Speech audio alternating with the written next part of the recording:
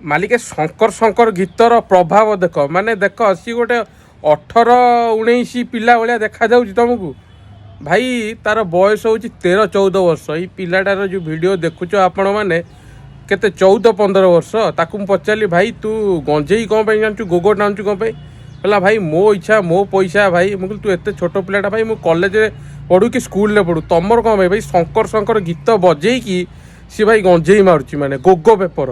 କହିଲା କ'ଣ ଗୋଗ, ମୁଁ ଗୋଗ ଟାଣୁଛି। ଆରେ ଭାଇ କୁଆଡ଼ୁ ଆଇଛ ଭାଇ ତମେ? ପୁଣି କେଉଁଠି ଟାଣୁଛ ନା ଭୁବନେଶ୍ୱର ଲକ୍ଷ୍ମୀସାଗର ମେଲଣ ପଡ଼ିଆ। ଆରେ ମେଲଣ ପଡ଼ିଆ ହେଉଛି ଠାକୁରଙ୍କର ମାନେ ବାସୁଦେବଙ୍କର ମେଲଣ ପଡ଼ିଆରେ ତମେ ଆସିକି ବାହାର ଲୋକ ଏଇଠି ଗଞ୍ଜେଇ ସିଗାରେଟ୍ ମାରିବ?